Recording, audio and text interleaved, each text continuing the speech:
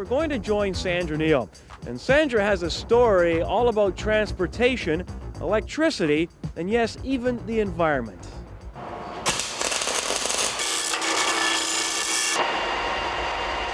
It's not an assembly line, not yet anyways. But here in Toronto, Vima International converts commercial vehicles for export. But these vans don't run on gasoline. Instead, their power is electricity. General Motors of Canada provides the full-size vans, and Vima, a division of Magna International, equips them with electric motors and lead-acid batteries. Canada is definitely at the forefront in terms of our quest to find an environmentally benign vehicle. There's definitely, competition out there. It's a growing field, but there's a lot of research and development going on, and Canada and Vima intends to be at the head of the game. The benefits, we think, are many. You're using electricity. The cost of that is a lot lower. You're looking at something that, from an environmental basis, is very, very benign. You don't have gasoline, so you don't have pollution. And the fact that electric vehicles emit no pollution has these vans being shipped across the border to heavily polluted cities like Los Angeles and New York. The production has been a 2-year project for Vima, resulting in just over 24 prototypes for American export. But the future calls for dramatic expansion, an assembly line type of operation to accommodate the production of 10,000 vehicles for the city of LA. Well, right now we have 7 people working in the prototype shop. There is a lot of hands-on work.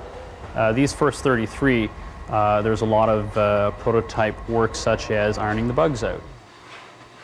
As you can see, there's a substantial difference between this and a conventional internal combustion engine. This is a DC traction motor. It's somewhat lighter than a conventional V8. This particular motor weighs 360 pounds. It puts out about 56 horsepower. It runs through a gear set back here, through a drive shaft to the rear differential. This is mounted in the rear of the vehicle. Electric vehicles are the way of the future. Non-emission, very low in pollution, very quiet. They're actually less costly to maintain. I think you'll see considerably more electric vehicles, yes. What we have here is the battery tray. This is composed of 32 6-volt deep cycle type batteries. The entire battery tray weighs 2,800 pounds. We now raise the battery tray up, and it fits in 4 sockets in the vehicle where it is secured. It's a very, very quiet humming sound under the hood, and that's probably, the biggest difference. The vans can go maximum range of 60 miles, and that's normal urban driving. Maximum speed is about 55 miles per hour. The life expectancy of the van is anywhere between 8 and 10 years. The life expectancy of the actual battery tray is about 3 to 4 years. Right now you're looking at just under $40,000 US.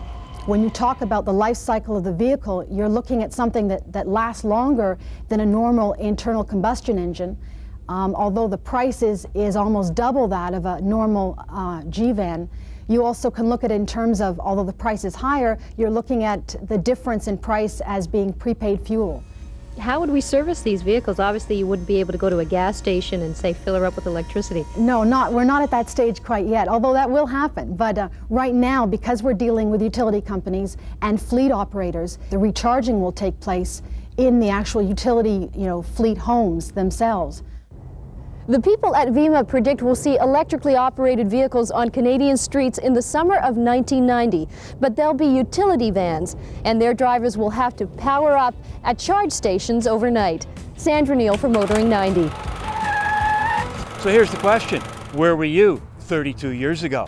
I know some of you weren't even a glint in your father's eye. As for me, well, I was in diapers, but found time to get Motoring TV off the ground. And today I like to think we've got one of the best automotive video libraries in the world. If you agree, please give us the thumbs up and also subscribe. We'd really appreciate it.